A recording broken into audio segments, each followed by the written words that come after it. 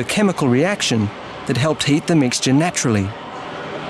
Eventually, it was this technique that made it possible to mass-produce inexpensive steel.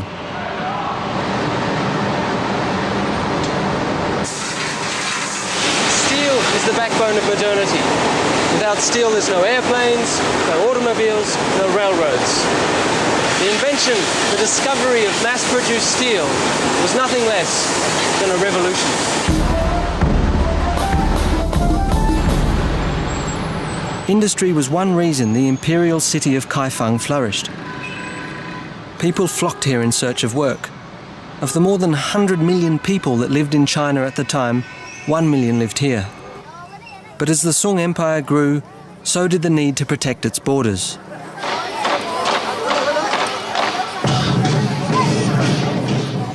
In Qingming Park, tourists can experience their history during that period.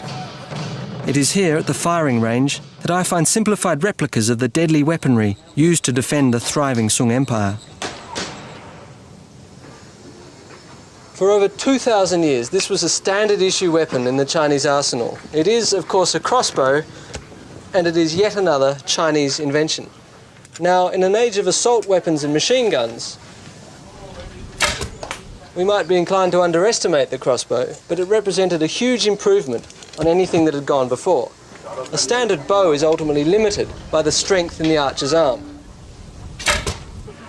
But with this, you can store the tension in this bow and release it when you please with a trigger.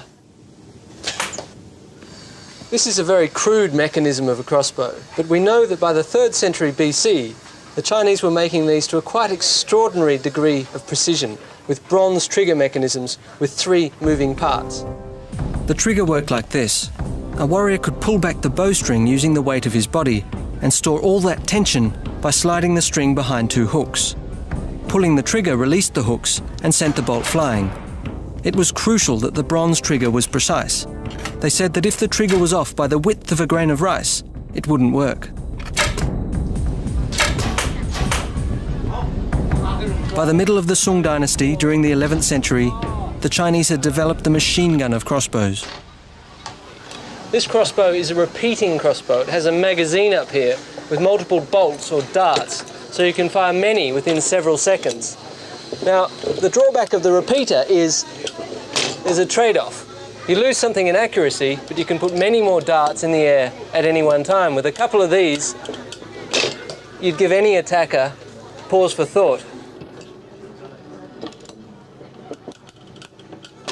The Chinese kept the crossbow a carefully guarded military secret. In 200 BC, there was even a law against taking one out of China to prevent enemies from copying the design. This lethal Chinese invention would not be surpassed until the age of the firearm.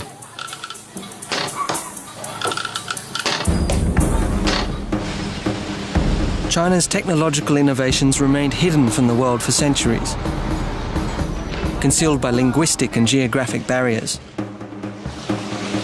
But the Chinese developed technology to breach these barriers and explore the world beyond.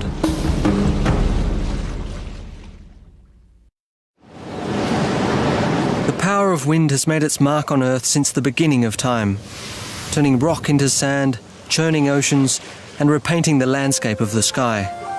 The ancient Chinese carefully observed that power, and 2,300 years ago, they invented a way to harness it. Early kites were shaped like birds, but today their designs are limited only by the imagination.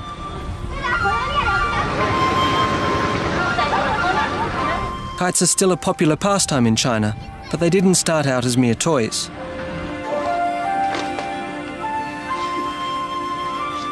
The first kites were used by the military to intimidate their enemies and drop messages of propaganda behind enemy walls.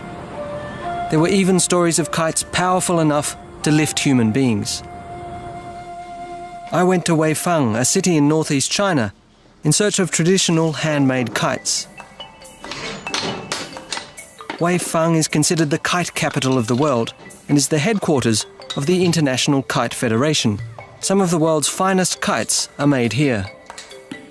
Weifang is home to dozens of small family-owned kite factories like this one, which creates 36,000 kites every year.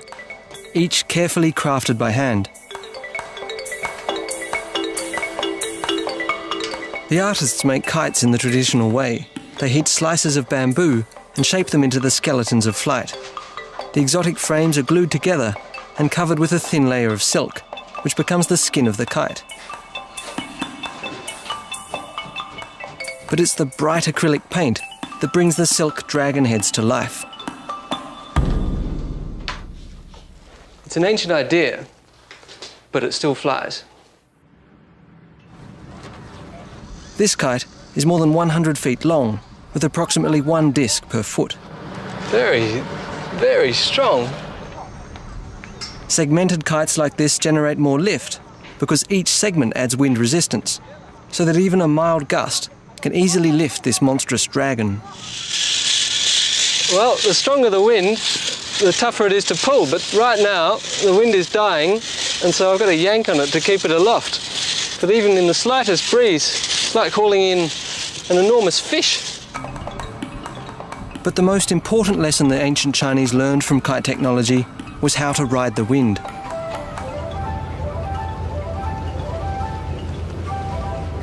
For the greater part of the history of sailing, the technology of Chinese sailboats has been drastically superior to anything that any Westerner had. Much of that superiority lay in the sails. This is called a batten sail. The battens are the strips of bamboo, and the advantage of them is that they give mariners great flexibility. If the wind is strong, they can only raise 1 or 2 battens. If the wind is weak, they can raise them all. The parallel battens keep the sail from billowing out too far and losing thrust. Another revolutionary innovation was aligning pivoting sails along the axis of the boat, so they could catch the wind from different directions. In the west, sails tended to be at right angles with the boat, and that meant they could only sail properly when the wind was behind them. But with this, you could sail with the wind in 3/4. If it looks familiar, that's because every modern Western yacht you've seen has copied this design. The West borrowed other Chinese maritime innovations: rudders to steer ships, leeboards to reduce downwind drift, and watertight compartments to keep boats afloat, even if the hull was breached. Not only did these improvements save lives and make sailing a reliable form of transportation, but they were all well developed by the 2nd century AD. Western sailing technology didn't catch up for another 1300 years. However, it was an invention made on land that really expanded China's sailing horizons. Chinese officials in court rituals faced the emperor just as the other stars faced the North Star, so they built their imperial palaces with the throne room facing south. From the palace to the sprawling empire at its feet, imperial cities like Kaifeng were built on a precise north-south axis. The ancient Chinese invented something to guide them in finding north-south lines: the magnetic compass. Originally, compasses pointed not north, but south, and the original compasses looked like this. By the 4th century BC, Chinese alchemists had discovered the properties of lodestone, a naturally occurring magnetic material which, if left free to spin, would align itself with the Earth's magnetic field. These early compasses were called south pointers because the spoon-shaped lodestone always pointed south. Many of the earliest uses were largely astrological. Diviners would use the south pointer to find an auspicious spot for a divination or a burial. Town planners would use the lodestone to find a north-south axis for imperial cities, such as this one. Compasses were used exclusively on land until the middle of the Shang Dynasty, when the Chinese began exploring the world by sea. Chinese sailors found the compass indispensable on water. By the 12th century, large fleets of Chinese junks were roaming the earth, sailing as far as Africa. Before it could be used on a ship, the south pointer needed a little finessing. It'll work fine on a perfectly calm day, but with a little wind or a little bucking of the deck, it'll swing around wildly and it's next to useless.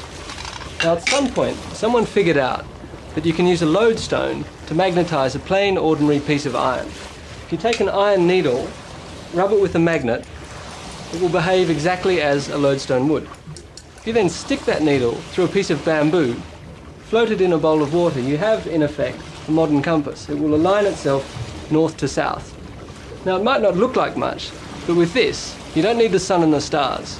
No matter how dark and stormy the night, no matter how bad the weather, you can always find your way home.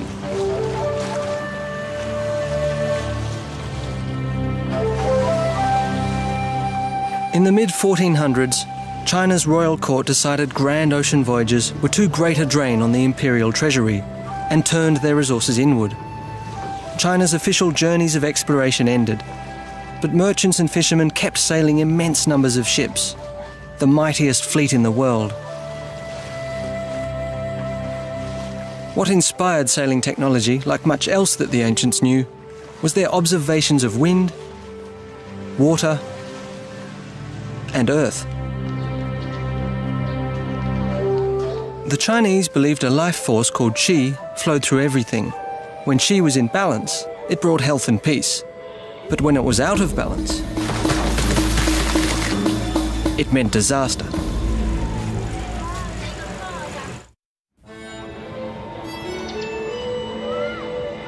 China is famous for its pursuit of health. For many, that pursuit is a way of life. Each day at dawn, people all over China gather to exercise their bodies, minds, and spirits. They are stimulating the healthy flow of life energy. The Chinese call it qi. They believed that the motion of the qi kept the body in balance, and that exercise helped move the qi. And that is precisely what these people are doing here behind me, Tai Chi. The Chinese had a proverb, "Be not afraid of growing slowly, be afraid only of standing still." And that, of course, is precisely what our doctors tell us today. Keep on moving. By the 1st century BC, Chinese doctors had worked out a theory to describe the path the qi takes around the body. They believed it circulated through a network similar to our blood vessels, but invisible. The Chinese believed the healthy flow of qi through the body also depends on blood.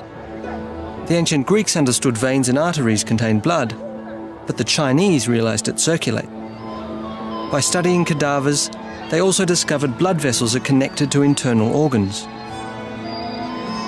Chinese doctors used bellows and bamboo tubes to demonstrate how the heart pumped blood around the body. Now, their theories weren't exactly correct. They believed it took the blood 29 minutes to move around the body, where in fact it's closer to 1. But the important point is this. Hundreds of years before a European doctor caught on to the idea, the Chinese had got it. Circulation.